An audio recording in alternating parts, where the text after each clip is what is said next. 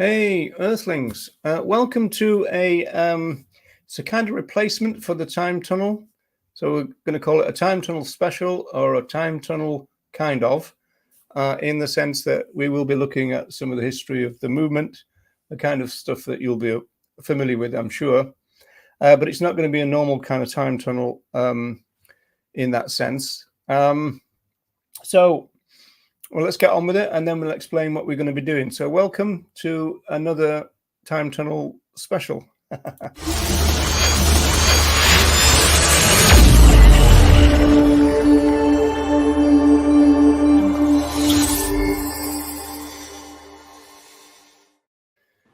Well, it's Andy Atkinson. Hello, young man. Hi, you all right? How are you doing? Again. So let's have a look who's in so far. Michael made it very early. He said he's back to winning ways. So everybody who feels competitive with Michael, I think that Michael was sat in this chat from yesterday after nursing the defeat to Graham. Wasn't going to. Oh, is that what it was? Yeah, still kind of licking his wounds, you say, don't you? Yeah. So and Terry was got to give it him. Terry was a second. Vegan Pundit was third. Cindy Postmortem. Who else have we got? Bianca. Colleen is in the house. I think that's everybody who's mentioned themselves in the chat so far. So welcome along. So I suppose we better explain what we're doing then. We look at this phenomena called animals only veganism. So we're looking for at the case for it. And kind of where it comes from, what it says, what are the worries that it raises, if any. And so that's kind of basically where we are. I tend to think that, I don't know how you think about this, Andy, but I tend to think there might be a strong version of it and a softer version, in the sense that the strong version says that there is no place for concerns about humans whatsoever in the movement. There's a strict dividing line, stay in your own lane, that kind of stuff. Yeah. And then there is a softer version which says that okay, well, humans do get a benefit, but that's like an add-on, right? Now, yeah. That one to me is quite interesting, because if that is translated to something like animals first, then I think we can probably go a long way to agree with that. Yeah, absolutely. Yeah, and I would agree with what you're saying. I mean, sometimes people seem to hold a kind of mixture of both positions, i.e. humans are absolutely not part of it. But if it was that way in the future, then it would just be like a natural offshoot. You know, they will hold both positions. But yeah, more or less, it's a strong version and a slightly lighter one. Slightly lighter one, yeah. Okay, so let me bring up the PowerPoint. So these are the main arguments that we're aware of. There's one more coming up, which I'll flash up now. In fact, animals deserve their own movement, which I think is probably the strongest argument for this position, right? So if anybody in the chat, when we go through these, if we miss anything, let us know, and then we can put it up on the screen.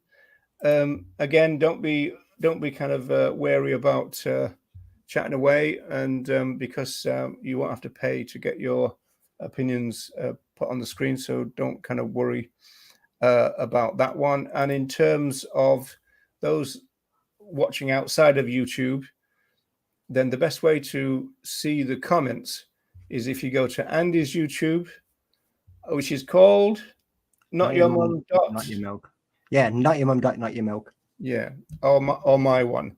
That's the best way.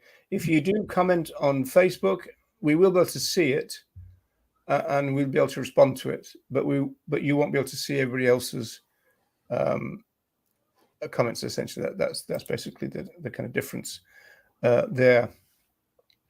Okay, so this is a very common part of the animals only claims making, which is that some people are adding humans into the animal movement and making it all about them.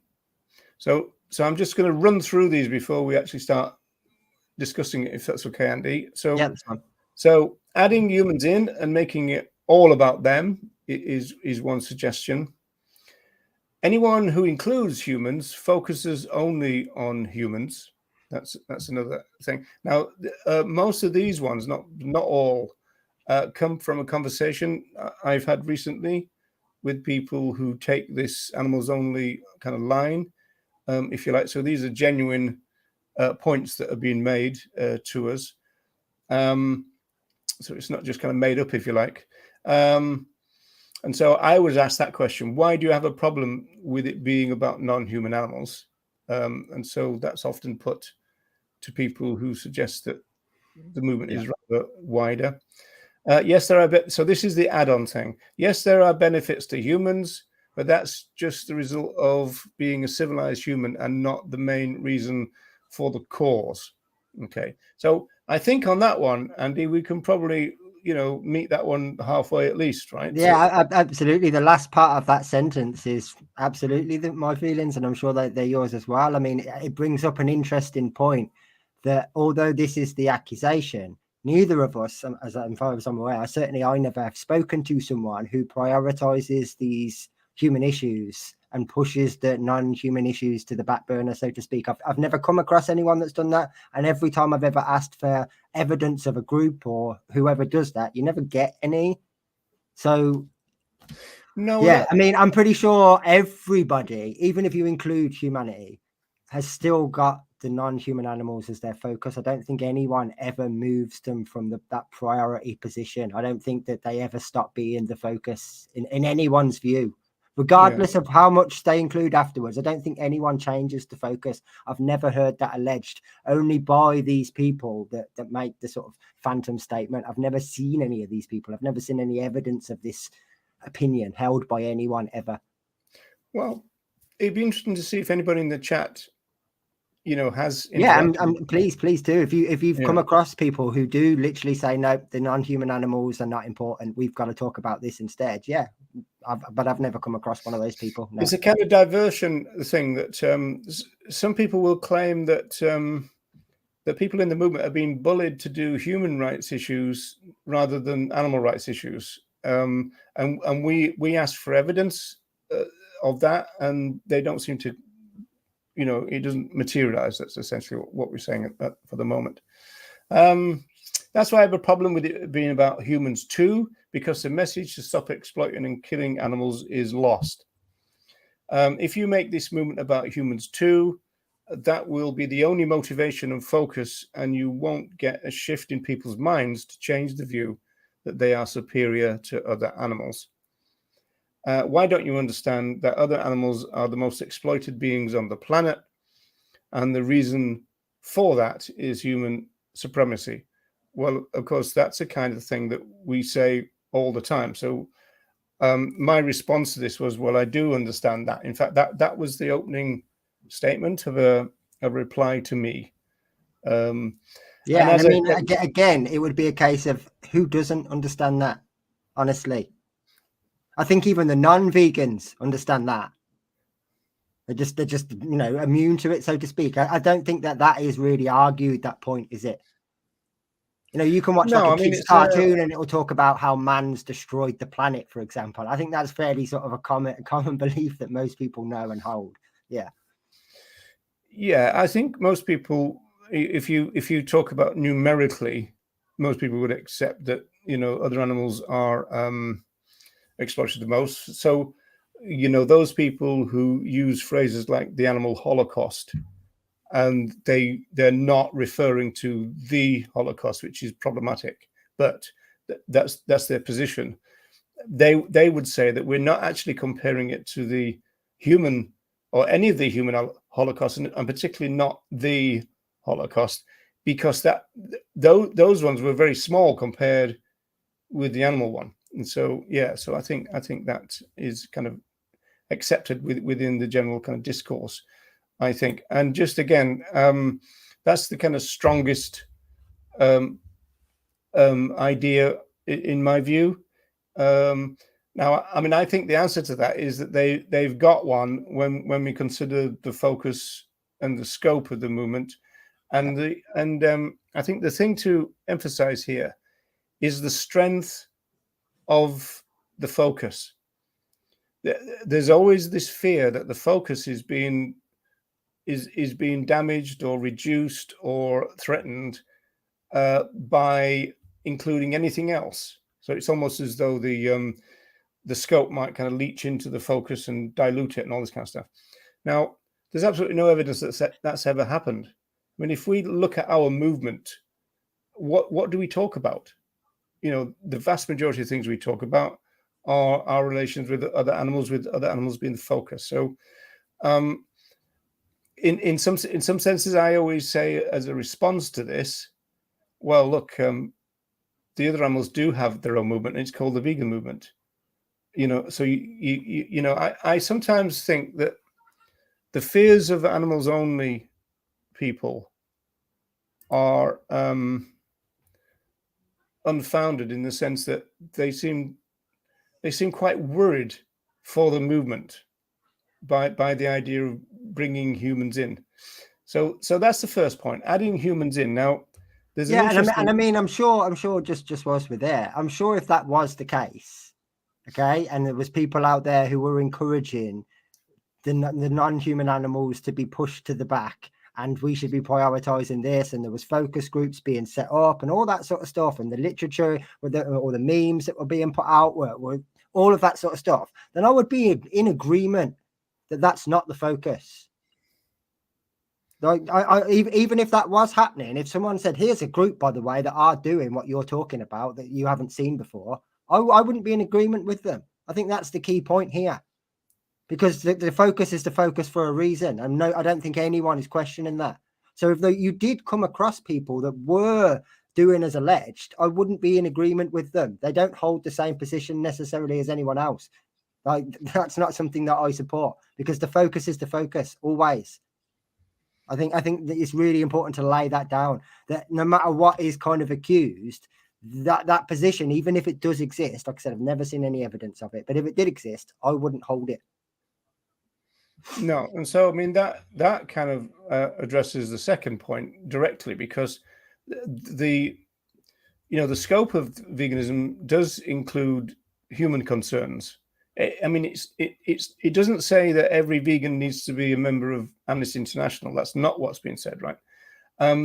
But there's no evidence that because of that fact that humans are part of the scope, that the focus has switched to humans. There's absolutely no evidence. You know, there are some claims sometimes. Let's just have a look at. There's a couple of things. Vegan Bohemians and great to wake up to vegans. Love the live shows. Well, some people might think that is a bit of a nightmare, but thank you for that. So, I wonder where they are. I suppose it must be America way. Colleen is asking this: do you think some animals only criticisms arise out of a fear of precious resources being diverted? They don't tend to talk about resources, do they? No. So I'm not quite sure about that one. I mean, I think it's resources as in time, I think, and in terms of what people. Yeah, I mean, normally the allegation is potentially that. I suppose you could argue that it's resources, if you're talking about like energy and time in that sense. But yeah, usually the argument is if you include humans, you spend all your time talking about humans, and therefore the focus gets ignored for the scope. Essentially, that's the allegation. So I suppose you could look at it that way, but like I said, I've never seen any evidence of it. I've never seen this happen. I've never seen any group do this. I've never seen anyone do it and talk about it or mention it or anything else. It's just alleged. Well, okay. Say we're talking about the Animal Rights March. I'm saying that with a bit of a smirk on my face at the moment. The one that's coming up that was Surge and now Animal Rising, right? Yeah. Is it being suggested that there is pressure that 50% of those people go and do something to do with human rights? Because again, if that's a suggestion, I've never ever known that. I do know there's a claim arising. One of the main props. Well, I think though, just before you move on, I think that brings up a really interesting point, though, that one of the criticisms, without going into that too much, but one of the criticisms of Animal Rising sort of being hosting that march is that it's no longer an animal rights march, that it's now encompassing all and nature. So you could actually say, I mean, all of the people that are classed as these prioritizing humans are arguing that it's been changed from an animal rights march.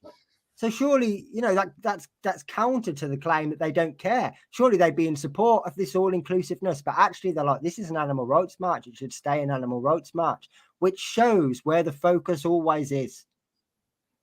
Because that would be perfect for them to go, oh, yeah, we want this because we're trying to divert as much as possible. No, they're not trying to do that. They're trying to keep it as an animal rights march, which really speaks about where they know the focus is. Like I said, I've never seen anyone not know where the focus is, even if they are very, very inclusive of many, many other factors. Let's say they're really interested in the environment and climate, and that's their subject that they know the most about. They still know that the focus is the animals. Yeah. Yeah, because in some weird way, Animal Rising could say to the people objecting, "Well, we're just including parts of the scope of veganism." Yeah, they absolutely. If that's how they tried to, it would go down much better with the vegans. Said, although actually looking at it, I'm not sure. But yeah, it would certainly go down better with some people if that's how they worded it and said that's what they're trying to do. But yeah, it would. Yeah, it would, because it would show an understanding of the actual philosophy for a start, as opposed to being scared to use it, which is kind of the portrayal you get right now. Okay, what I was saying was that one of the main planks of this position revolves around what happened with the George Floyd case. Yeah, and it's claimed that at that time, a small group of people was able to completely, to the extent that the majority of people in the animal rights movement were silent, and that they went along with the thing that you've got to support this movement that arisen out of the killing of George Floyd, right? And now the suggestion is that that's a shift now, and the majority are starting to find their voice, and that they can no longer be dominated as much as it was the case back then. But we've done some canvassing, you know, people like Ronnie and all the people that we know, and we don't know anybody that was terrified or even pressurized. No. In that way. So you mentioned this is a tricky one, because you mentioned the phantom thing, and like it does seem that a lot of the fears of the animals only people are unfounded. There's nothing for them to be fearful of, and yet they're persistently fearful. It's weird to me. Yeah, absolutely. It's more along the lines of paranoia, isn't it? It's almost like the fear of what might happen, as opposed to ignoring some of the things that are happening right now. Yeah. In terms of the first item, I always find that deeply ironic, because the allegation is that people are trying to move human issues in, whereas actually what's going on is that some people are trying to take human issues out. So it's not as though there are some human rights people imposing human issues on the animal movement in order to dilute the message. It's that those human concerns, as part of the scope, were always there, and those are being trying to be taken out. And so, for some reason, again, we're back to the uncertainty that the focus will remain the focus, and all the evidence suggests that it always has done. And the fear is that the scope will take over, and there's no evidence that that's ever happened either. And so I always find that quite interesting. Any human change, a byproduct add-on thing? I mean, I think we can talk about that when we get through to the slides, because I suppose you could, if you were to do a particular interpretation of some of the writings that we're going to look at, you could make that case that they were saying that. I think it would be very uncharitable if you did, personally. Yeah, and it would ignore some of the things that came after, and it would also ignore our now better understanding of how corrupt the world is, and knowing full well that potentially, let's just say, we no longer exploit pigs, cows, chickens, sheep anymore. Children are still going to starve. Children are still going to be trafficked. We know these things go on, and we know how they go on, and they're not connected to the exploitation of non-human animals. So if these things aren't all connected, and that was never the plan, I would propose that they should be, because we're trying to end oppression of all. Or that's the idea here. So if we moved it from one and didn't, but personally, before we move on, I'd like to ask the chat or whatever. When we say the word animals, do you automatically have a distinction in your brain that says humans here, all non-human animals there, or does animals mean all of us together? Because personally, and they may well just be my personal thoughts on this, the idea of having two separate things is just speciesist. Surely the idea going forward is that we are all animals. There is no difference. To go to the second from last one, the superiority comes from thinking we're different. The superiority comes from we are human beings and everyone else isn't. That's where the superiority comes from. If we considered ourselves all animals, you've dropped that straight away, and there's your equality in one word. From my personal view, anyway. Yeah, well, I know sociologically that there's pushback, usually from non-vegans, to the idea, first of all, that we're animals, second, that we're apes, and third, that we're mammals. A lot of humans just don't like that and will actually deny it straight off as well. And so that's really kind of interesting part of it. Yeah. There's Graham. I'm going to lower my voice because Graham's got a migraine, apparently. Hi, Graham. Humans are animals, mammals, mammalia, great apes. Yeah, you see, again, a lot of humans hate all that.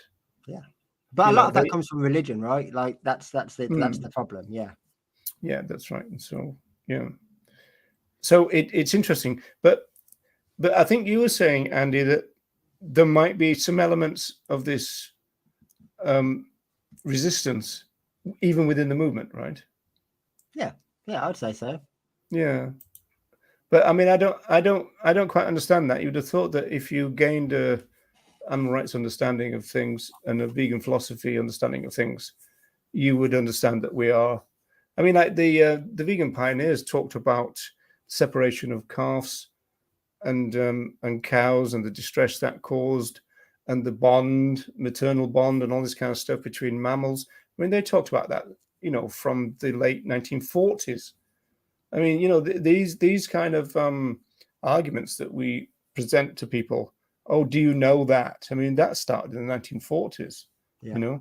It's just that it's usually the general population who are resistant to it. Right. Now, what do you think about what I've kind of boldly described this as perhaps the strongest argument? This kind of stay in your lane, social movements. There's no linkage with social movements. They're all kind of separate entities, right? And so there's no kind of leeching in terms of your concerns are my concerns and these kind of things. So things like Steve Best's idea of alliance politics can only work is if you stay in your own box. And you might then say, okay, for a limited period of time and for a particular reason, we'll come into alliance with you for a while, right? But we will maintain our identity, right? And so I'm not sure that this fear is warranted either, Andy, because it's kind of, well, okay, the animals do have their own movement. It's just that it has a scope. Yeah. My argument there would be that all movements could benefit with having a scope. So if you had the feminist movement, they've obviously got a focus. You've got the anti-racist movement, they've obviously got a focus. But the scope should be other justice-based issues which are connected, because we don't have to use the dread I word here. You can use concepts like the logic of domination, or you can use David Nybert's idea of the entanglements of oppression and liberation. Yeah, and we'll see Donald Watson said something very, very similar to that, which is coming up, which is that everything is connected and we're not going to get one without the other. That type of art. Yeah, I mean, if you took the feminism movement as your example there, so obviously their focus remains the same, but they just say incorporated the dairy industry into their scope. They'd probably, think of how common people would accept that. They're not taking anything away from the priority. They're not taking anything away from what they're actually fighting for. They're just saying, oh, by the way, if we push towards this would actually support what we're trying to achieve for the female of the species, so to speak. Like, you could introduce it in that way. Yeah, it would never take the focus away, but it could be incorporated into the scope, which is actually what a lot of people encourage feminists to do already, to encourage the whole dairy practice of separating mother from calf and the maternal instinct. That should already be part of their scope, right? That, like, you could make that argument, and that's all anyone would be suggesting. They wouldn't be saying stop talking about human rights, you now have to talk about cows, which would probably be the allegation, but it wouldn't be what they were actually trying to do, which is just the reverse of us. Nothing is taking any focus away from the focus. The scope can keep growing, but it never changes the focus. The focus is always the focus, which is why it's called the focus. I mean, I think it's such a key point that you've just made. The reason that there is a focus and a scope is because there is a focus and a scope. Like, the words sum it up perfectly. Like, it's pretty simple stuff. Yeah, and I just think it was organized. Yeah, it does. It really is basic things when you look at it that way. Yeah, there's a focus and a scope. The focus is the priority, and the scope is everything that kind of is encompassed by that. But it's still important. It's not like, well, we don't care about it. It's still important. It's just not as important as the forefront, which is your focus. Yeah, I totally agree with what you just said. But basically, every movement should challenge another in terms of its scope. But its kind of focus is its focus, and that's kind of sacrosanct in a way. I mean, what's the point? What's the point of trying to turn the feminist movement into a men's rights movement or something, right? So the actual kind of a challenge to their focus will be a challenge to their core identity. But to talk about their scope, which overlaps with all the scopes of the other things, then that means that you'll get an answer to what Steve Best raised in the Total Liberation talk in 2013, which is we have to accept, because we're all interested in growing the movement, but we have to accept that we're not big enough to bring about the changes that we want. Veganism, animal liberation are really big ideas, and we need as many people on board as possible. And therefore, what Best is saying is we need to forge alliances with people who have similar values to us already. And then once that happens, we'll get a situation where we can kind of interact with the other movements. We're encouraging them to be anti-speciesist. They're encouraging us to be anti-racist. Now, one interesting thing I've noticed this, Andy, is that the vegans tend to be, probably pro-feminist or anti-racist already. Yeah. And so they say, oh, well, they won't be anti-speciesist, but they expect us to be anti-racist. Well, we're already that. So in that sense, we're kind of leading by example, really, as a movement. By saying, we've got a focus, and but we've got a scope. Now, what we want to do about your scope is to say that we need speciesism to come into your thinking, right? And so it seems to me fairly kind of straightforward. Again, it's a bit concerning that there's so much fear about something that, I mean, I've said in a couple of videos, I don't think that the problem is even there, and yet it seems to be. And then that leads to the other question about numbers. We've talked about how many animals only people are really out there. Are we talking about a vocal minority, or has there been this kind of strand in the movement all the time? It's quite interesting. I mean, people in the chat would be interesting to kind of get their views about this. What size of it? See, I was making the point that a lot of people put on their Facebook or other social media kind of profiles, they put vegans for the animals, right? Now, I don't necessarily think that means vegans for the animals only, right? I don't think it means that, because I think some people will have that as their starting point, the focus, right? You know, I mean, there was that thing that we saw on TikTok, Andy, a bodybuilder, and what do you say? There's 3 reasons for veganism, right? Yeah, And 3 reasons to go 1, vegan: the animals, the animals, the animals. Which, yeah, like I said, I don't think there'd be any disagreement from most people in that regard. It just doesn't necessarily mean. I mean, to say the animals, okay, so we don't care about the climate then? Shall I start dumping my litter in the street because I only care about the animals? Well, no, of course not. So, like, we know there's more to it, but that is the focus, yeah. And like I said, I don't think that's ever been in doubt. I think it's Really a bit more nuanced than that, Andy, because there are arguments in the movement that we don't have to care about the environment. In fact, there is somebody who will argue that a YouTuber who will say that because we're vegan, we can do what we want in terms of international flights and stuff, because we've already kind of offset it all and all that kind of stuff. In terms of but like, even if we're just thinking about, again, this is kind of where the scope comes into play. Let's just say we can do the magical click our fingers, and factory farming and all animal use in circuses and zoos, all of that is done overnight. So the pollution and the water contamination and the deforestation, what are we doing about the free living beings? Because unless we address some of these problems, we're still going to make them extinct with the way that we act doing other stuff. We're going to drive more. We're going to build more technology. We're going to make more things. We're going to do all these things because we haven't understood what the problems are. We've only looked at one issue. The focus, fine, but we've completely ignored the scope. Unless the argument is let's do one at a time. Why? Why? Yeah, well, quite. Yeah, but I mean, that just seemed that if that genuinely is the argument of doing one thing at a time, then potentially there won't be a world left by the time you start thinking about the environment, and all the free living beings and other people and other animals all live in that environment. This is the environment right now outside. You don't have to be in the jungle. It's where we all live. It's where we all want to coexist together. Yeah, you've enhanced a few Steve Best talks recently, and that's what he says is the fact that we might not have time for animal liberation.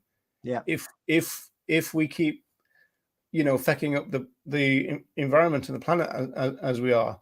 I mean, I mean, fishing boats and stuff do as much damage as planes do, and all this kind of stuff. So even if we eliminated fishing, people are still going to go on cruises. People is going to just do, all of that stuff's got to be looked at.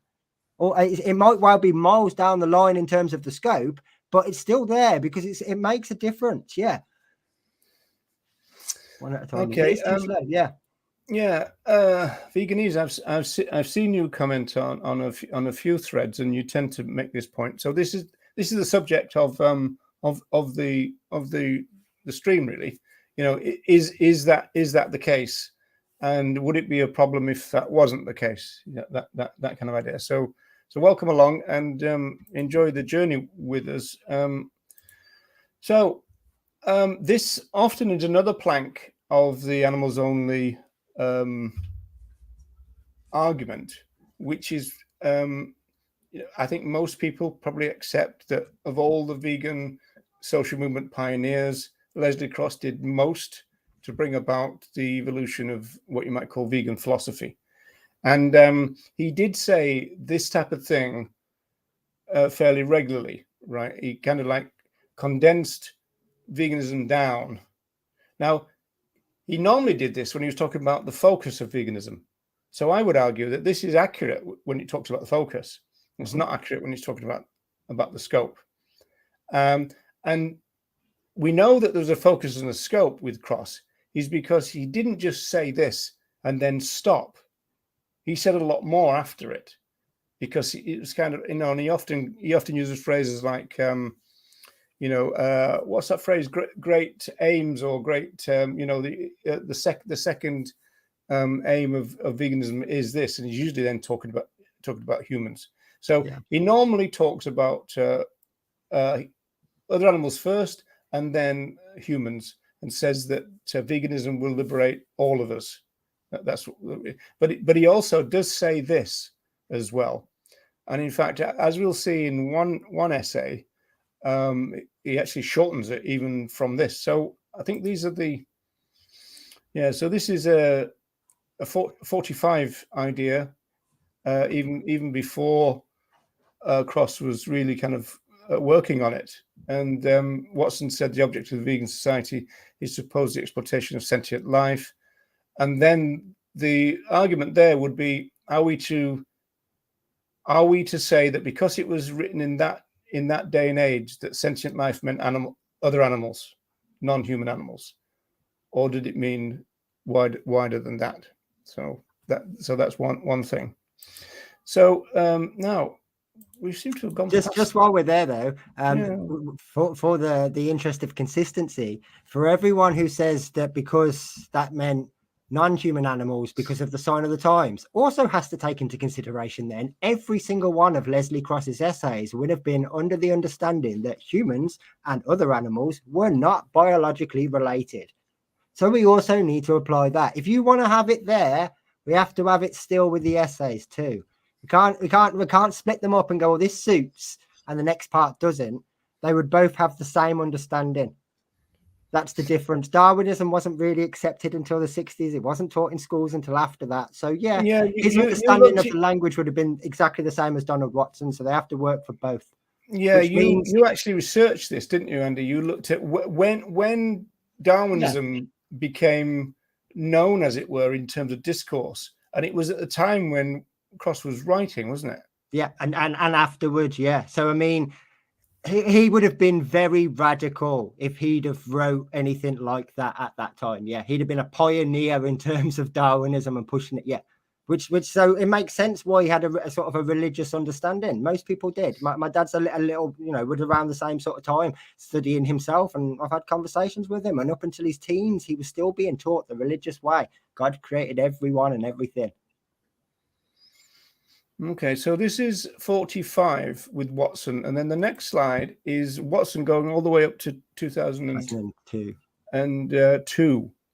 So the first one is 1947. Now, this is a really interesting thing. So this was a presidential address at the International Vegetarian Congress, because the vegans, although they broke away from the Vegetarian Society, they did maintain strong links, and some of them in particular, they almost like worked for both, some of them. Watson concentrated on veganism, and so did Cross, I think. But there were some other officers of the Vegan Society who were very, very linked with the vegetarians and worked with them very closely. So Watson writes, the vegan believes that if we are to be the true emancipators of animals, we must renounce absolutely our traditional and conceited attitude that we have the right to use them to serve our needs. We must supply these needs by other means. If the vegan ideal of non-exploitation were generally adopted, it would be the greatest peaceful revolution ever known, abolishing vast industries and establishing new ones in the better interests of men and animals alike. So the usual caveat is when we're quoting people from this time, they're going to be talking about men, meaning humanity. So there's always that sexist language. We can't kind of get in around that. Do you think that's just add on, though, Andy? Do you think you could see it that way if you wanted to? Yeah, right? you definitely could. You'd have to think that it's quite a significant add-on. I mean, I suppose probably the way to describe it would be like this: the focus would give you 100 quid, and the add-on is going to bring you $1 million. Is it important or not? Well, yeah, you're probably going to pursue the rest of that money because there's quite a lot of it. So if it is just an add-on, then we need to encompass that it is quite a significant add-on. But also it goes to the point why I mention it then. If it's that obvious, i.e., we can't achieve this without this add-on coming, cause and reaction, you don't need to mention it, it'll happen. The fact that you're trying to encourage it means you're trying to encourage the autonomy to create it to happen, right? You're trying to encourage it, you're trying to spread it, you're trying to educate about it. If it's automatic, i.e. the liberation of non-human animals will automatically guarantee these side shoots, why mention them? Why go into the lengths to mention them over and over again? Yes, and that is the point. It's not just kind of hidden away somewhere. It's everywhere. This stuff. I'm going to put this on a bigger screen so we can focus on that bit in the middle. Now, this is actually Watson criticizing what should we call him? Henry Salt. But then he talks about issues to do with other animals. And then he also says, now, nearly half a century later, with our increased knowledge and experience, we can see what pressing human problems are related. In other words, to the problems that they've talked about in relation to other animals, that they will be solved together or not at all. And veganism will be central to their solution. Now, that little sentence to me, right in the middle of the screen there, encompasses their belief system. They thought that veganism was so important that it's crucial for advancement in terms of animal emancipation, as they called it, and human liberation. And so everything will be solved together, or we won't do it at all. Which is a phrase that we hear and we've heard subsequently for many, many years, right? That it's all going to happen together, or we can't do it. Although then the other argument would be, well, let's try and do it brick by brick. The idea of taking a wall down brick by brick rather than trying to topple it like the Berlin Wall. So that's that one. And then if we, I'll just put this back so we can see that 2002 one on the left. Now this is where Watson, or at least because I think Cole wrote this, was saying that it's not an add-on. Donald Watson argued that the vegan movement is, quote, the greatest movement that ever was, because it's the only one now that can save mankind. So this is the Titanic and the iceberg thing, right? The lesser movements for doing good work in itself in a limited sphere are only, to use a common cliche, like the people rearranging the deck chairs on the Titanic. He said, helping us to guide the searchline on the iceberg, which is going to be the end of the whole show. And so, again, they're talking about the centrality of veganism to save the planet, really, and to save humanity and all the other animals. Yeah. I mean, again, this big kind of idea was being stated. I mean, it's a bit interesting, kind of using things like the Titanic and the iceberg and all that. And also, when I've used this slide in the past, I've said that you can see it as a little bit arrogant, perhaps, and certainly in terms of alliance politics. So, because it talks about all the lesser movements, they tended to think that I suppose in that regard, although I can understand what you're saying. I suppose that just goes into what we were talking about, though. They've got no scope. They don't look at commonalities of oppression within other movements and expand in order to succeed. They're very single-minded, which will always hold them back. And that's the potential issue with the animals only motif. It will restrict all of the other problems that are interconnected, which is what exactly. I mean, it does sound arrogant, but he's not wrong. Yeah, love, they will be sold together or not at all. Yeah, which is not too dissimilar from Cross's, freedom only exists if everyone is free. And then finally, you've got, and this was pretty close. Well, it was 3 years. It's the same question and answer session. Yeah, that's right. And we were speculating, weren't we, about this hill, because you were saying, Andy, that he went to the top of a hill. And possibly this one. So somewhere in Keswick, and someone might know the name of the hill. I'm sure it was Keswick in Cumbria. That he visited the hill. Keswick, sorry, Keswick.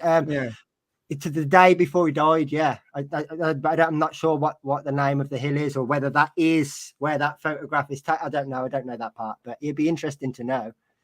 It would, yeah. And in fact, I tell you, who might know that would be Lee Hall, because she went and looked at his grave and the grave of Dorothy Morgan, and they found that it was kind of unmarked, which was really quite interesting. But yeah, so she looked at the the local area. In fact, she took some photographs of the graveyard, but also the surrounding area. So I bet she would know. Yeah. And so my greatest achievement. So that was the question he was asked. My greatest achievement question. Are they both buried at the same place? Sorry? Are they both buried together? I'm guessing. Yes, they are. Yeah, because I've got a friend in Cumbria. I might ask if she can potentially go and take some pictures of that. Apparently, it's very difficult to find. If you go to, it might be either the Watson time tunnel or more likely the first of the Strong Women Pioneers time tunnel, where I'm talking about Dorothy Morgan, who became Dorothy Watson. Yeah, it might be at the end of that one, and I think Lee Hall said that she found it difficult to find the grave. Right. Okay. Yeah, but she did it in the end. Well, it's in succeeding, I think. Although I mustn't be the judge, in my own estimation, in achieving what I set out to do.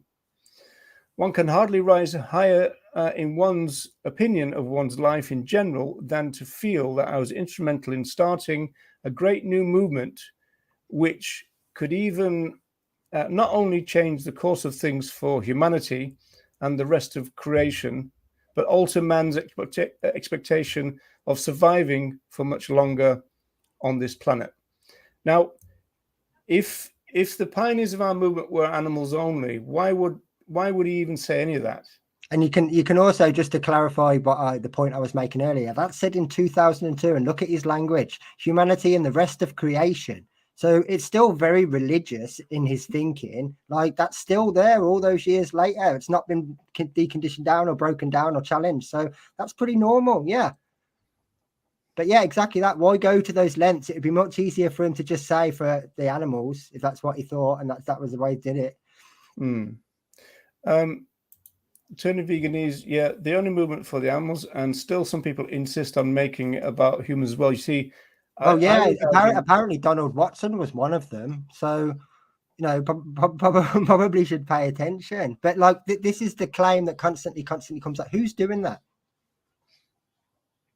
Who's taking the priority away from the focus? It's always remained the focus, as we've just said. No, but the problem is the argument is based on a false premise. The premise is that the movement was always just about other animals, and then we're moving the human concerns in, whereas the evidence is that those two things were interlinked right from the start. And so there's no moving, making it about humans as well. It was always about humans as well. Yeah. I mean, this slide. Yeah, the evidence is on the screen. Yeah. And then we've got the final one, which again, this comes from 2003. So the credit for this is the Donald Watson Archive. There are 3 sociologists who are working on the Donald Watson Archive, and they have access to Donald Watson's writings and these journals. He's got some brilliant nature journals. He was a real kind of nature buff, and he actually describes other animals in motion and stuff. It's very kind of detailed stuff. And there is a talk by the sociologists in vegan sociology. So if you go to vegan sociology on YouTube, I think it is, it should come up, and then you'll see the Donald Watson Archive session. But this is Watson's letter to Arthur Ling. Arthur Ling was a pioneer of plant milks, along with Leslie Cross. So he's writing in June 2003, since veganism by definition claims to help animals and people, and the Donald Watson Archive, people said that he was the one who underlined the word people.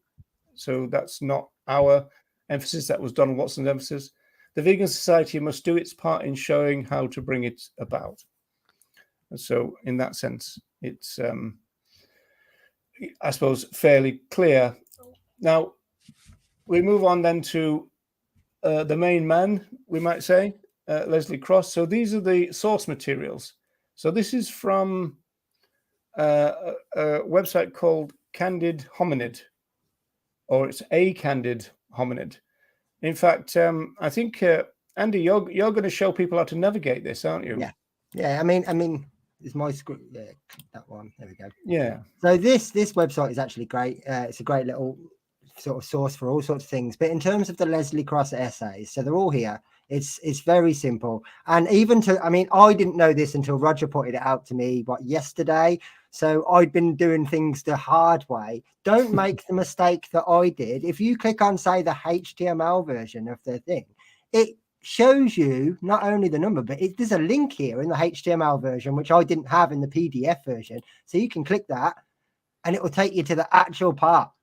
So you can read all of this stuff. It's all really simple. It's all there. And I highly, highly encourage everyone to go and do just that. Well, you say the actual part, but what the actual part of what? Need to go back to show people what that was. Because there's an archive of every... It brings you to the pages of the vegan that are originally written. So if you go back to let's see the front page. Okay, hang on. Yeah, so this is a brilliant archive. Yeah, Issue do a really good job here, and I mean, literally, you can link to the pages. It goes the whole way through. You can download these for free, very, very easily. In fact, I have every single issue. So yeah, you can. But yeah, until the other day, I didn't realize you could do the HTML thing, and I would find the page number and then go scouring through my list of PDFs to find the issue and open it that way. So don't do that. Use the HTML version. And honestly, though, I really encourage everybody to go and read them. That's the key part here.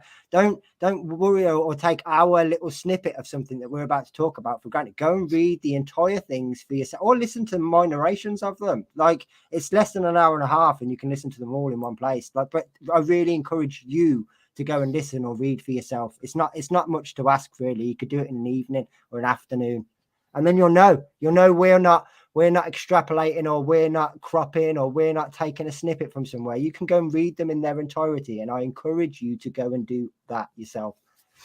Well, not only that, you've done the reading for everybody. Well, yeah, I mean, I've narrated them, but if you want to, like, this is how simple it is, or you can listen to them. But yeah, I definitely encourage everybody at least once to go and take the time and do this for yourself. Don't just listen to what someone else has told you. Go and read it for yourself and see what you think. Read them in chronological order. They start from the bottom and go up. But yeah, and you'll see that all of this stuff is there. Yeah, and I mean, this could be an advert for our show tomorrow, because not only has Andy, put all this stuff together, but you've done each of Cross's essays, and then you've also done one where they're all together, so you could just. Like I said, I think it's about an hour. What is it? An hour and 23 minutes or something. So less than an hour and a half, and you can listen to all the essays in one go. It's a car journey at the end of the day. A decent car journey. And on the way to work, get a job. But also, we're updating these essays, so we're trying to bring the language up to 21st century standards, if you like, getting rid of all the man and replacing it with humanity, because we feel that these essays are so important that it would be good for people in the movement to listen to them. And, we don't want the language to kind of put them off, essentially. Yeah. Let's go back then to this. So these are the cross things. Now, you wanted to bring something from the very first one. So if you look back at the top there, you've got summer 1948. So again, early days. So in a sense, Andy, this is probably his first stab at it, isn't it? Or as far as we know, yes. I mean, yeah, in terms of printed anyway, a record of, yeah. Now, there may well have been a draft version that got passed around, but it certainly never made it to print. This is, as far as we're aware, the first, yeah. Yeah, but don't forget, this one also is part of a talk. So in some senses, it's not, because there is a difference. If you look at the archive, there's the central core, a kind of philosophical essays. And then you've got this one, which is like a transcript of a talk. And then you've got another one later in 55, which is a transcript of a talk. But then you've got some stuff the Vegetarian Society, yeah. So yeah, that's right. Now, in the bit of filming that I did for your excellent film, Andy, I did say that some of the language can be a bit flowery from Cross, and this is one example of that. I think, it's it can be a little bit flowery and poetic, shall we say. In the sphere of positive evidence, there are those rare but revealing glimpses of the way in which man's evolution is aided as a result of a reformed relationship with nature. Man has somehow slipped in this relationship with undesirable consequences for both nature and himself. He is out of tune with nature. He bears a relationship to her which might be likened to a geographical fault. If he could return to his rightful place, if he could approach her as a friend and a lover instead of a dissecting botanist and a murderous overlord, the resultant harmony will constitute a tremendous and incalculable evolutionary gain. Yeah. So a bit flowery, but I think we're starting to get. Yeah, it is, but at the same time, it's got that charm that quite a lot of what he said. And I've made this point a few times. It's only conjecture, it's only speculation. But as a journalist in the 40s and 50s, I would imagine the opportunities he got to speak and write were all of his creative freedom.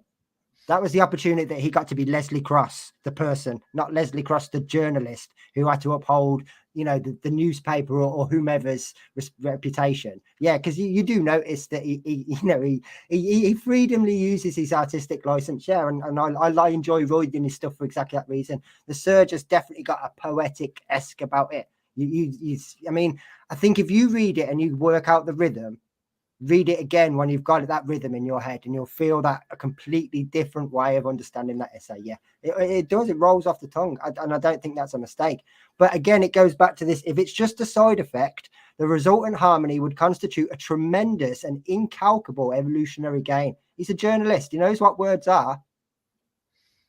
He said that to the best of his ability in terms of, look how big this is in terms of scale. How enormous this is and life-changing for everyone. Not tiny little thing that we're just going to get anyway along the way. Who cares? Because then you don't mention it. It's by the by, but it isn't. It's his dream. Couldn't you say that's the critique is that that's just because we'll be more civilized, and isn't that what you could say he's getting at here? Yeah, you could, but also he later goes on to say potentially we've never had a civilization. We've never had one. So the idea is something we've never had before. So if it's just a side shoot, we're not going to get that. We're not going to have a new evolution for all humanity just off the offshoot of things, because potentially we'd have had it once upon a time, right? Before we started mass exploiting others, and we didn't. Civilization is something we've never really had. There's no recorded history of it. There's no harmony that's ever existed anywhere. There's always been oppression and death and violence. So, yeah, his dream was that would one day happen. We would be civilized. And if you want to see all of those things, the end of all the oppression everywhere across the whole planet as a side benefit, then that's fine. But I think it's a bit more significant than that. Okay, so we're up to 54 now, so we've jumped a couple, but this is like a summary essay in a way, so that's why we've included this. And so the ones we've missed is In Search of Veganism 1 and 2 and Veganism Defined. So those are the ones we've missed if people want to. And the New Constitution, yeah. And the new, yeah. So, and the new constitution was really written, we think, because of the fact that they had a change of rules in the movement, and so they had to mark it, I think, officially in their journal. Now, this one, I think, is the only one where he seems to talk about the scope before the focus, right?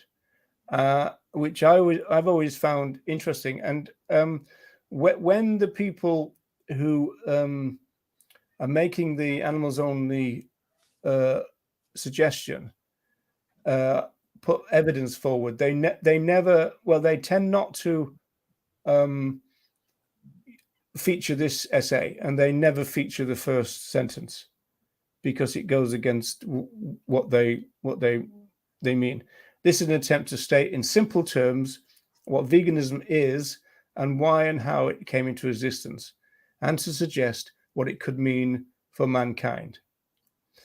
And then we get this kind of interesting thing about the definition of the scope again.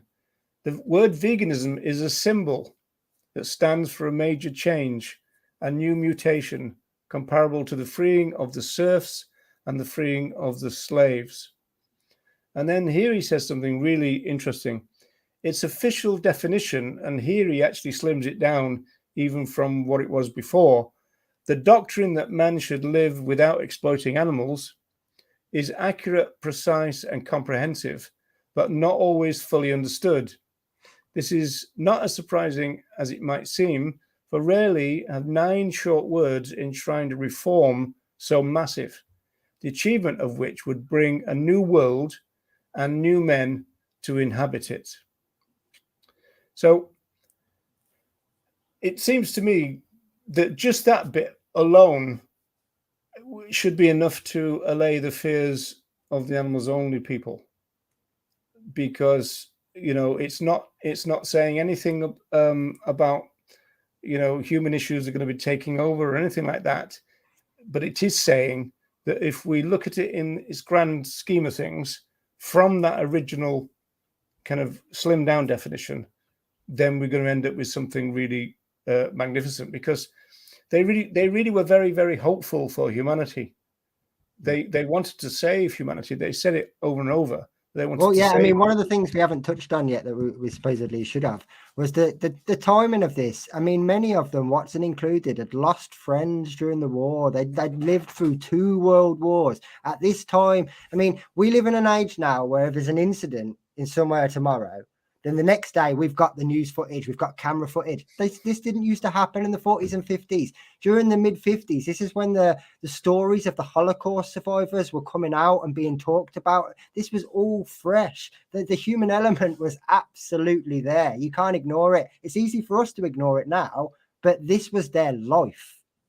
It really was. Yeah, product of their time. It's hard to kind of overestimate that, because it's such a crucial point, the fact that they were living through such a terrible part of human history. Not that there've not been others, of course, but for them to kind of like start their version and a more radical version of the peace movement. I mean, they saw veganism as part of the peace movement, but it was a more radical version of the peace movement than ever existed, because it included other animals as well. So again, as Colleen said before, they were true visionaries. Yeah, absolutely. Yeah, they were. And then the final bit is interesting. Why do we believe we should live without exploiting animals? To put the question in another form, why was such a doctrine formulated? So it's almost like a recipe, it seems to me. The final, if not immediate answer, is a revealing one, for it demonstrates the truth of the claim that veganism is not a mere side shoot in human evolution, but a central extending growth of considerable significance. Veganism owes its birth to the fact that at its deepest point within us, we believe impregnably in freedom. I'm not going to read that last line because it's not needed. In fact, I think we might have got rid of that line from our update, I think. But so again, the interesting part of it for me is this kind of like almost like condensing veganism down to those 9 words and then expanding it. Now, the reason we know there's this focus and scope is because they didn't stop. I mean, if you were to think that all they were writing about was the focus and then they said that's veganism, these essays would be a page long. Yeah, absolutely. And there'd only be the need for 1 or 2. He'd laid it out and then maybe reiterated it a few years later. There's no need to go into the scope. It's a pretty simple concept if it's a animals only movement and there's nothing else there. Okay.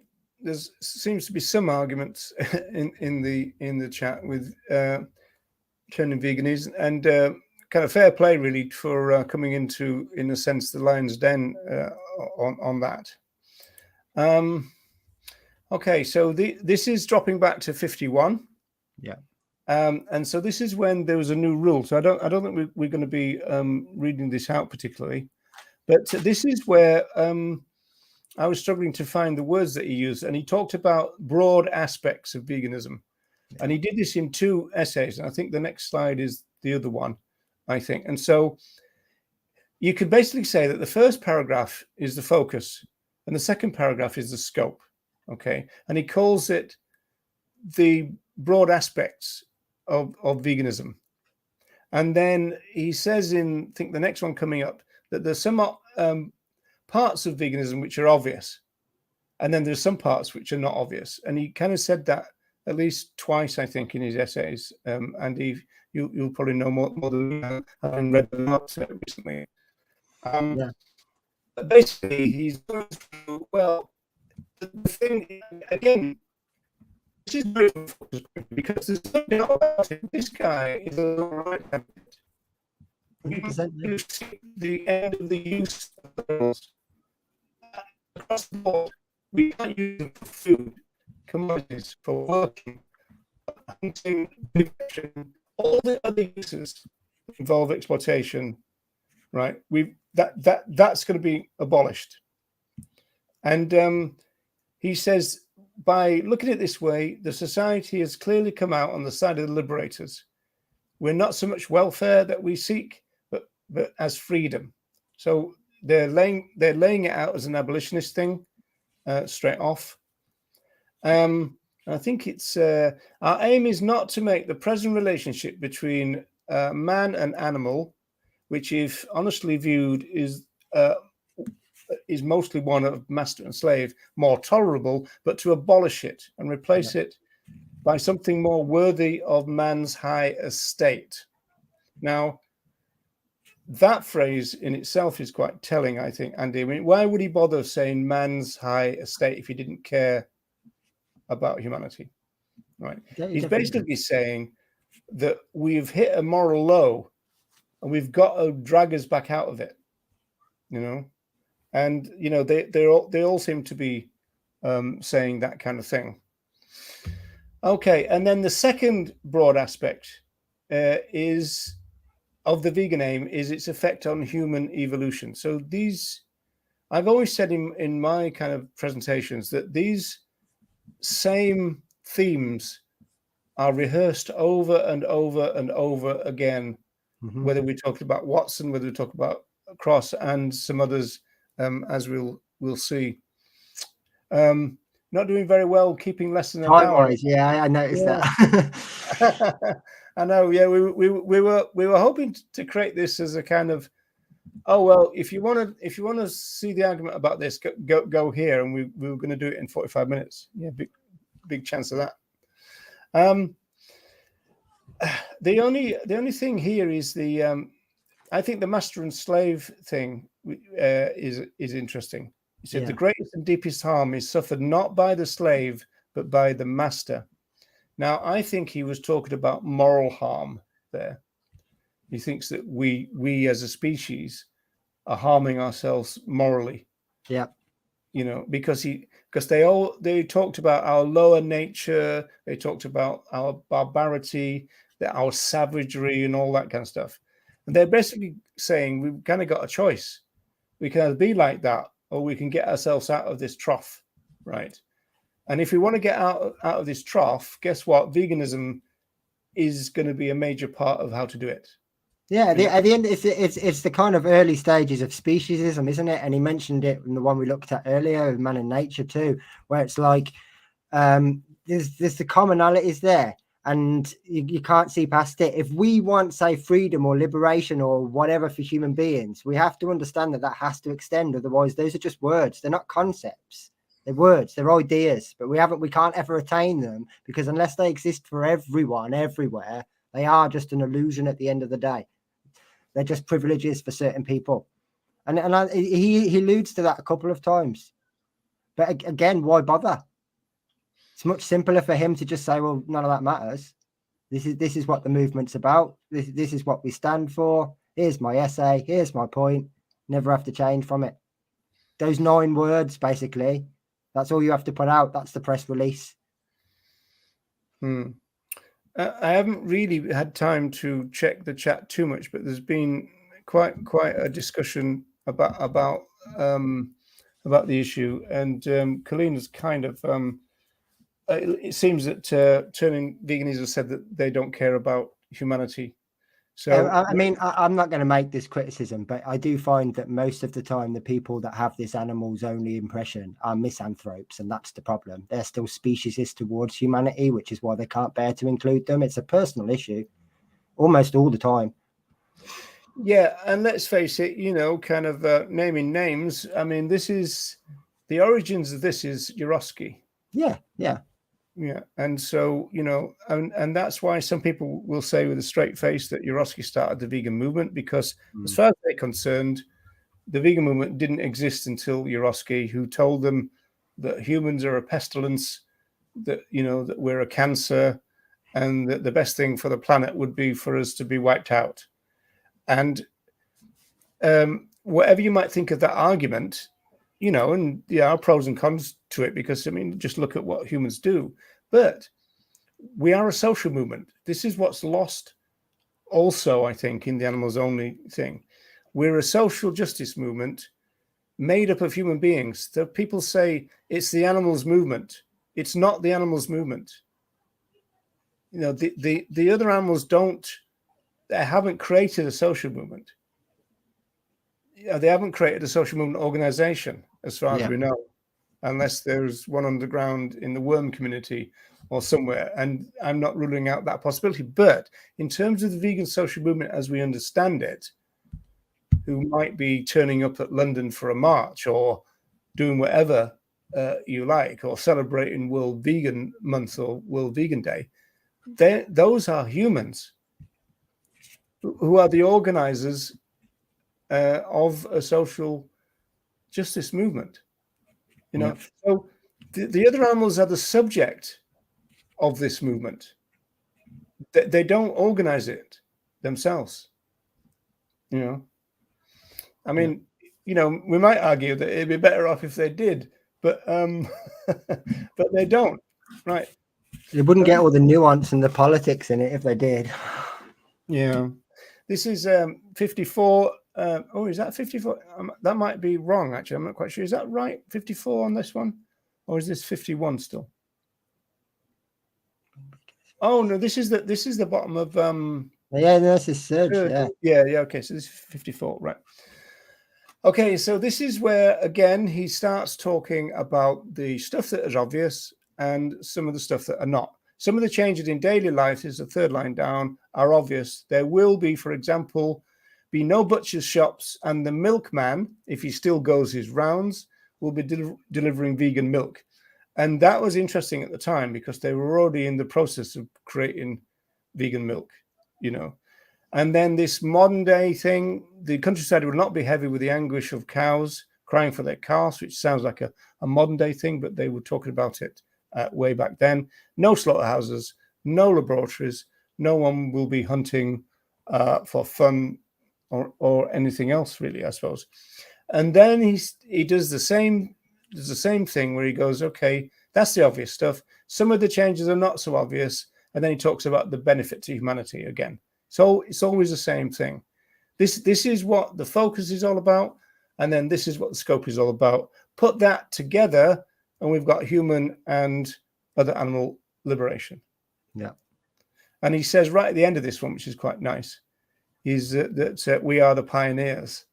Still saw themselves as the pioneers. And I think that we're still really kind of at the end of the pioneer stage of the movement. It's not a very old movement, really, and so yeah. I think the last part of the second paragraph is really poignant as well, because it kind of defines what we're talking about right now. Benefits which today, by his own short-sighted violation, he denies himself. Yep. Yes, because that's the problem. Right. Yeah, it's not the text, is it? It's not the movement. It's It's personal people's opinions. That's the real problem. The denial there comes from individuals. Okay, so we did come up with an argument against ourselves at this point, and that was, do you think this is just marketing? And they're basically saying to non-vegans, go vegan and you will benefit as well.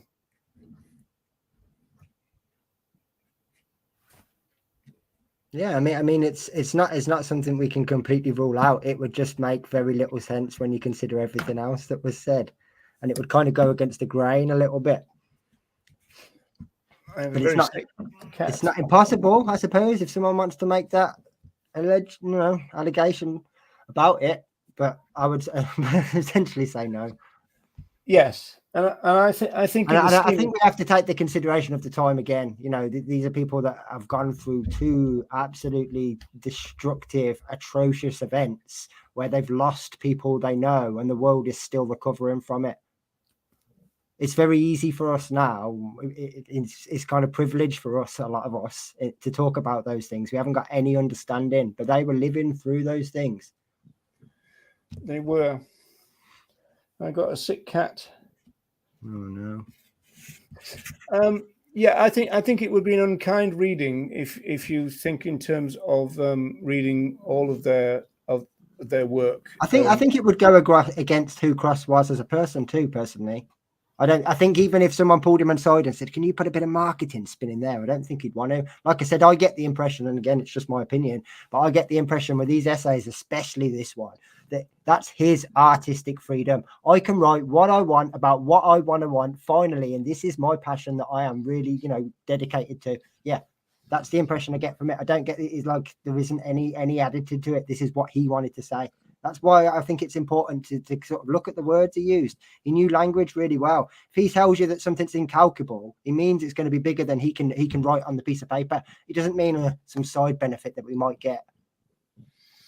Yeah, and he uses that phrase. Okay, this is again unkind. I don't think this has been saying. I often say that that when we're talking about the pioneers or the founders of our movement, that their views are not set in stone, and that we expect evolution. In fact, that one thing that sociologists talk about social movements is that they move, and so you expect evolution, but the evolution has to be a kind of evolution that is built on the original values, and unless the argument is that all those original values in those years were rubbish, we need to start again. So, and so in that sense, I do get the feeling sometimes that some people have almost like joined the wrong movement. They don't really like this one, and so they want to say that it's not like this, or they want to say that this all ought to be ripped apart and we need to start again, afresh. I think there might be something like that. Okay, then this is the last one, I think, of Cross. So this is 55 now. I think we wanted to say that this is an interesting summary, but this is a transcript. He's talking to the Hastings and St. Leonard's branch of the Sussex Vegetarian Society in 1955. So a lot of people point out that he focused a lot on the focus here. Well, yeah. I mean, he was trying to convince vegetarians to live and be vegan, yeah. And so you probably would, in that sense. This wasn't a philosophical essay. This was a talk, and this is a transcript of a talk.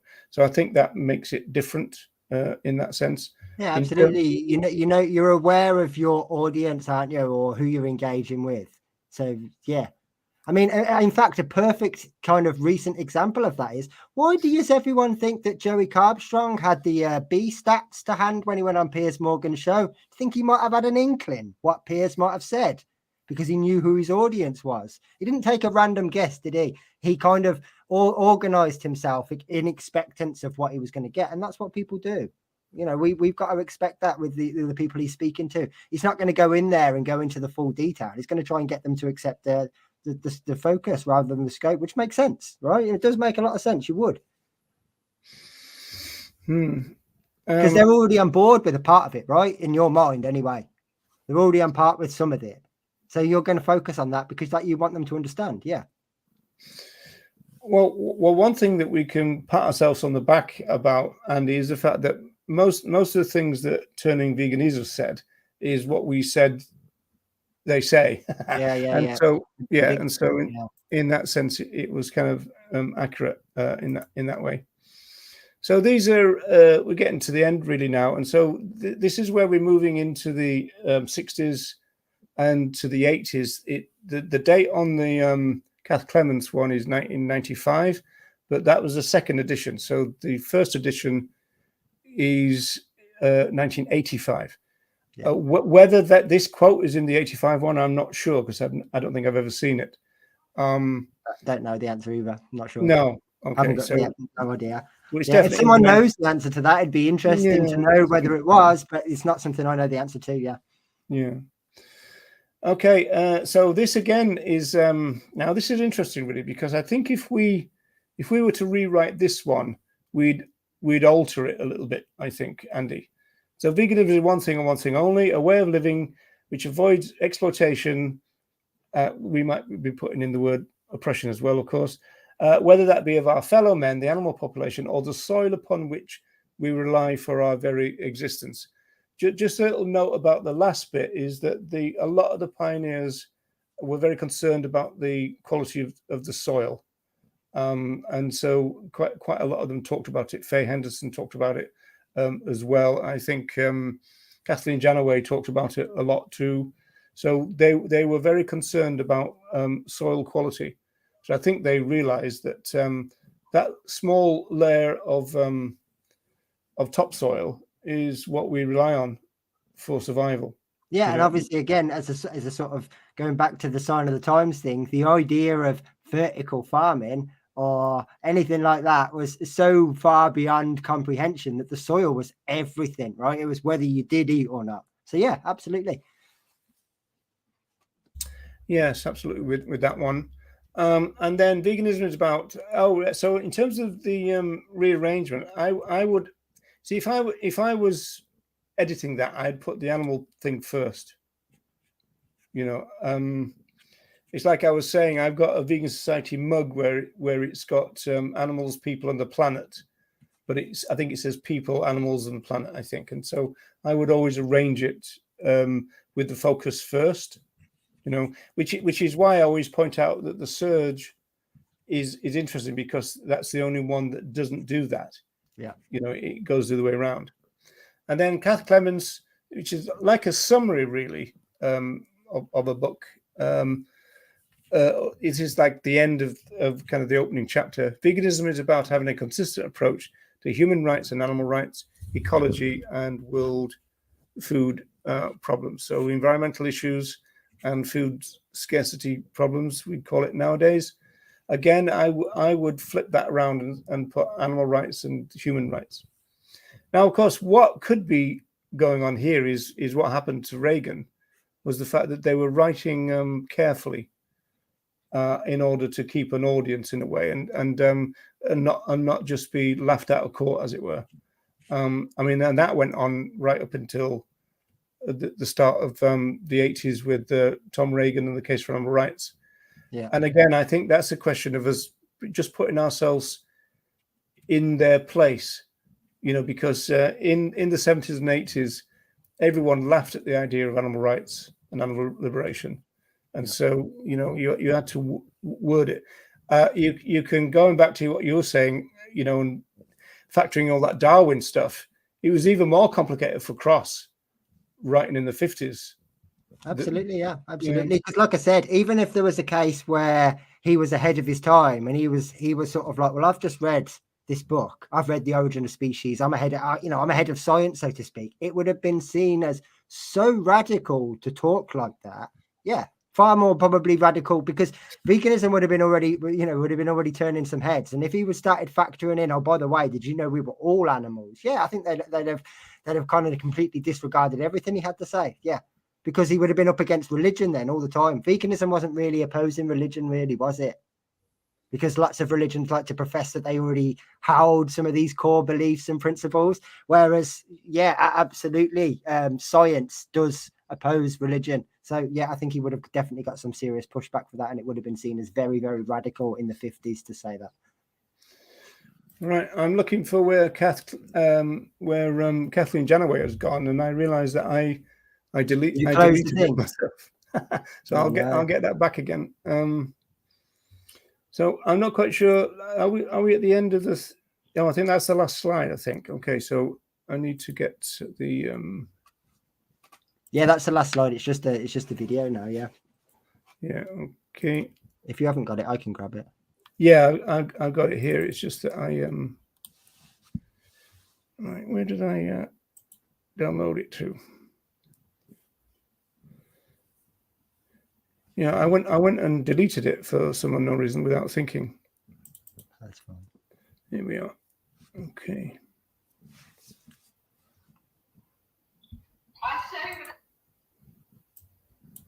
I say. Right. Okay. Be with you in a minute, folks. This is right, here we go. Share screen. Facebook. No, it's the wrong one. Okay. I'm just checking out with the chat. Eva's poetry is fantastic, and she also reiterates quite a lot of her feelings throughout it. She was a sort of a big contributor to Vegan News.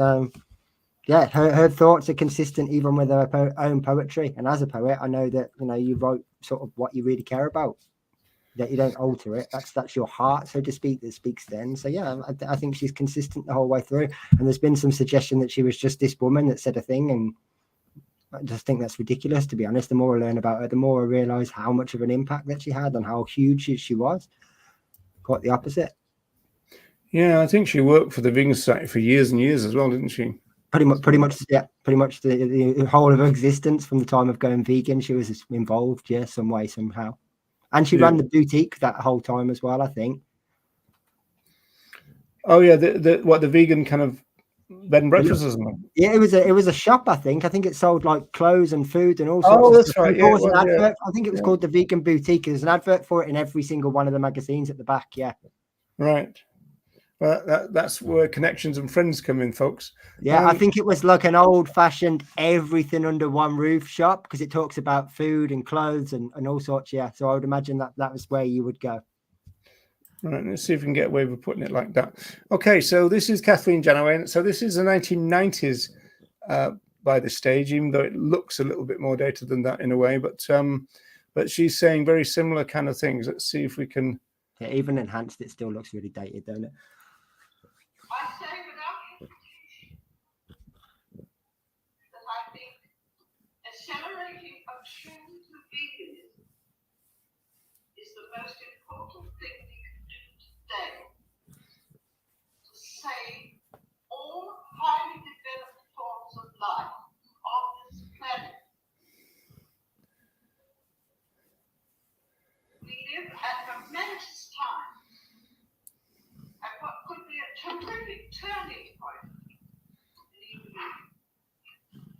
Nothing to my mind can exaggerate the importance of people.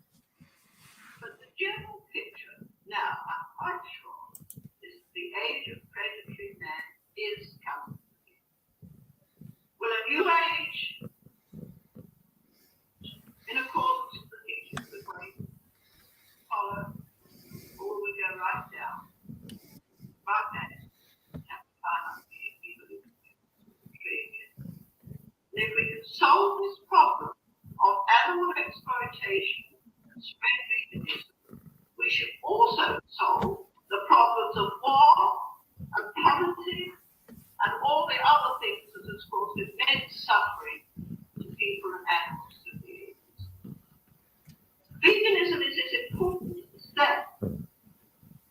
It's a terrible responsibility. So concerned about war and poverty. So that presumably is the other animals who are poor and the other animals who are at war with each other, presumably. Yeah. The Great War of Foxes versus Badgers from 1582. You remember it? Yeah. I mean, I do. Yeah, I wasn't around at the time, but but it just shows, doesn't it? And again, this is a long time afterwards. If she didn't agree with the philosophy, she'd say something different. She'd say, well, this is what they used to say, and actually I think it's just about this. You wanted to make a point about that, didn't you? About the fact that a lot of them were writing about what others have said in the past after they died, and they were still completely on board with what they said. I think the most telling of all of those is the Donald Watson conversation with George Roger, where it's 2002. And I suppose the letter to Arthur Thing, where he could say whatever he wants, right? He can say whatever he wants. There's no one saying you better stick with this. And you know, talking of Leslie Cross, for example, he'd been no longer with us for a significant amount of time. If Donald disagreed with his views and his philosophy, he could have said, well, actually, you know, at the time I never said anything, but now with hindsight, this is how I feel. And there'd have been nothing wrong with that, right? And he didn't do any of those things. He is still consistent. So I think we have to take that. We have to take that into consideration in exactly the same way that if what Eva Back was saying, nobody else agreed with, why didn't they say? Why did she have the positions that she held? Why didn't anyone challenge it? Why did they just accept it and repeat it year after year? Because that's not what happens now, is it? you don't say. It's because there is a suggestion from these kind of like kind of health, plant-based health people, and I think vitamin sellers, I think they are, that there was a big war between Watson and Cross, and that Cross had kind of thrown Watson out. He was a militant animal liberationist, whereas Watson was only concerned about health and diet and stuff. And if that was true, once Cross had died, you know, Watson was at liberty to say all that. Well, absolutely, yeah. And I mean, even if because I've seen the same things, but even if all those allegations are true, it still doesn't change anything about the animals, including humans' position, so to speak, because the accusation is that Cross was the animal liberationist and Watson was just interested in diet, right? Well, that doesn't check. Well, we'll look at the things that we've just shown you that Watson said himself. So what was the suggestion then? That Cross was in the background going, you better make sure you talk about this. No, why would he? If they disagree, they disagree. They're saying the same things. So it doesn't make any sense. Yeah, it wouldn't change the position. One of those hostage situations. If Watson was making a video, there'd be like a gun just here. Yeah. And then you've got Leslie Cross, the pacifist, who would have been like, I'm not going to hurt you, but I'm just going to tell you that I'm wrong. Yeah. I'll give you a Chinese burn. So there's a bit of a warning for you here, Andy. Sorry. Yeah. Dangerous stuff. Yeah. Such logic and common sense. Yeah. It's too logical, mate. So, okay. So I guess we're at the end. I think we've covered everything that we wanted. You know, we were worried whether things would come up, but they have done all the things we wanted to talk about, been covered. So, yeah. Good. I mean, in summary, for the people who are animals only, I think that their fears have got no kind of foundation, really. I don't think what they say is happening to the movement or will happen to the movement. Well, first of all, there's no evidence that it's ever happened, and there's no movement towards making it happen. No. So the idea of watering it down, which is a phrase that I saw being used in the chat, that's not happening. No, if anything, you could argue the point that it strengthens the message because it says that we are all one. It doesn't split us into two groups, humans and non-humans, which encourages speciesism and is part of the problem. It says we're all one. So it actually strengthens the message. But just before we finish as well, there is a serious issue that is diluting our movement that a lot of people don't want to talk about, and that's welfareism. And I've noticed that every time that I have these conversations with the animals only people, welfareism doesn't matter. That's not a problem. Even though it seriously is a problem that's absolutely right throughout the movement, that there's no effort being paid. I mean, even us doing this video is more effort than this subject needs to be. We could be spending it in other places, but it's needed because of the viewpoint that's held. Whereas if we were putting our attention to stop this reducitarian, flexitarian welfareism crap, we could actually do something, but we're being diversified into other arguments again and other nuances that are a waste of everybody's time, because it is. Yeah, and it is interesting that, isn't it? The fact that you've said, well, look, welfare isn't the problem. Look at what this person is saying. These reducitarians, these people saying that vegans should start eating other animals again, and blah blah blah. These are people who have got videos and books, and you're pointing to them, and they kind of go, oh, well, that's not really a problem. What the problem is this, and you go, yeah. Well, what the problem is one person in a WhatsApp group chat or on a Facebook status from 2006 that said, I'm supporting humans first. One individual, and that is what we're talking about. Like, show me the evidence of everyone who includes humanity prioritizing humanity, and if you can't, then there isn't any. That's the end of the issue, really. Unless you can show evidence that this is a problem, there isn't one. You're creating a problem by making it an issue, by causing that division. Yeah, I think the reason that we're a bit narky about this, let's put it this way, is the fact that when the animals only people talk to others, they will tell them what we are about. We've already had it in this comment section, that this must be your position then. I mean, the first comment was something along the lines of, what hope have the animals got? Why? Who's disregarded them? Because that's what you're insinuating that we're doing. How? And where's the evidence of this? That's my point. If you haven't got any evidence that anyone's doing this, then what is the issue that you're so scared of happening? And why are you ignoring the serious issue of welfareism? Okay, so see, this is what we're trying to get at. Not disputing that this is not true, but who are we talking about here? You've heard vegans or alleged vegans say, I'm vegan, but humanity first. I've never heard, I've been vegan for 44 years. I've never heard a single vegan say this. Not once. But even if we're talking, again, we're talking about individual cases, which, and again, we would be saying, well, that's not the case. So I don't even know what the issue is, because we wouldn't even be in agreement with that position. So even if you've managed to find an individual example, and they're going to be few and far between, we don't even hold that position. So I'm not sure what the fear is. It's not the movement being taken over by this, is it? What about the I support local farmers thing? Because that seems a lot more nuanced to me. I mean, what does that even mean? I don't know, because I've that's the sort of thing that I hear from non-vegans. I support local farmers. That's normally an argument as in, well, I know where my meat comes from. So I don't know, but these aren't things that I hear from vegans. I mean, vegans support local farmers if they happen to be. Yeah, if they're vegan friendly, yeah. Yeah. So I mean, what would be the opposite? Support Tesco instead? I don't really understand. No, well, I mean, it's interesting because I think the first bit is a strong allegation, but we don't have any. We don't have any evidence, and we've asked for it. We've said, okay, who are these people? Give us their names. Where? We were told recently there was a WhatsApp conversation. We weren't given any details about it, and we weren't told how many people were in it, and all this kind of stuff. And so, I would have thought that most of us in the chat, being regulars online, regulars in terms of activism, would have bumped into people like this if they exist. Well, I've held this position for about 5 years now, and it's only the last 6 months or so that I've started seeing this thing repeated regularly. So yeah, where are these people? And also, who's going to take any notice of people who say that anyway? Well, we wouldn't. That's the point. So no. I don't know. No, that's interesting. And just as on a lighter thing about language, Colleen is saying they're fighting bogeymen or boogeymen. So that's I'll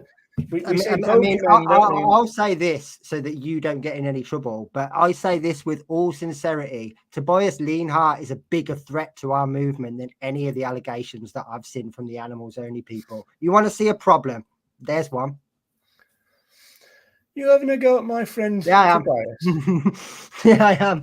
That's a bigger problem for our movement to achieve what we want to achieve. That's a bigger problem, yeah. Because if You you're never concerned leave as that poor animals lad alone, only, do you? Tobias's ethos is that we can still use them in a kind way. I think you should have a problem with that.